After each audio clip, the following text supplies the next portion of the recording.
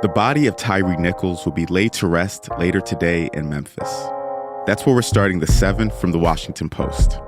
I'm Jeff Pierre. It's Wednesday, February 1st. Let's get you caught up with today's 7 stories. Tyre Nichols' funeral is happening later today. Nichols, as you most likely have heard, is the 29-year-old black man who died last month after being beaten by Memphis police. Video of the brutal beating was released last week and has caused widespread outrage. Here's civil rights leader Reverend Al Sharpton speaking yesterday at a press conference. We are going to have a dignified funeral service, not a marathon tomorrow. Right. And let the family mourn and receive whatever messages and the vice president, but this is not about politics tomorrow, it's about justice. The funeral will be held at 11:30 a.m. Eastern Time at a Memphis church. Sharpton will deliver the eulogy. You can watch it live at WashingtonPost.com.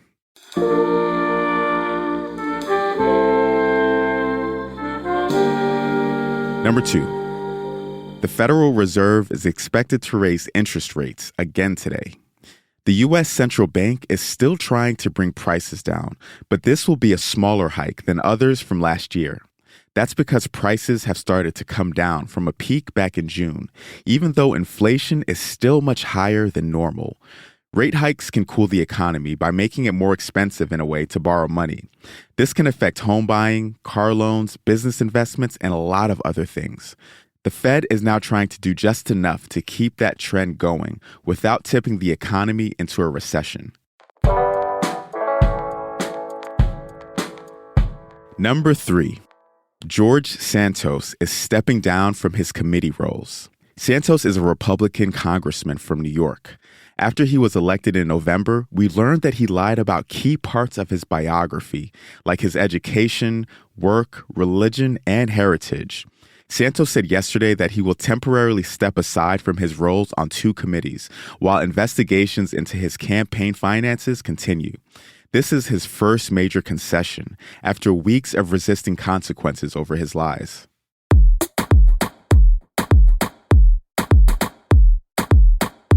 Number 4. The U.S. accused Russia of ignoring a major nuclear arms treaty. The agreement is known as New START. It requires Russia to allow inspections on its own territory, which it's now refusing to do. The news comes from the State Department. The New START agreement is the only remaining treaty limiting the world's 2 largest nuclear arsenals. The timing of the accusations is also troubling. Russia has already made threats to use nuclear weapons in Ukraine. States that run along the Colorado River still can't agree on how to cut their water usage. That's our 5th story today. After 2 decades of drought, states are using more water than the Colorado River has to provide. Arizona, Colorado, and 4 other states submitted a plan yesterday to reduce what they use. But California, which consumes the most water, didn't join them. That may mean that the U.S. government will need to step in later this year.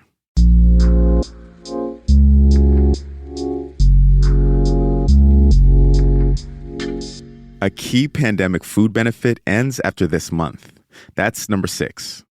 A lot of people know the program as SNAP, which stands for the Supplemental Nutrition Assistance Program. SNAP recipients in single-person households have been getting $281 a month since early in the pandemic. But starting next month, some people will see a dramatic drop in what they receive. Some advocates are worried that people who are eligible for SNAP may struggle to afford groceries. Seniors are especially at risk. The benefits have already ended in 17 states, and food banks there have reported a rise in demand.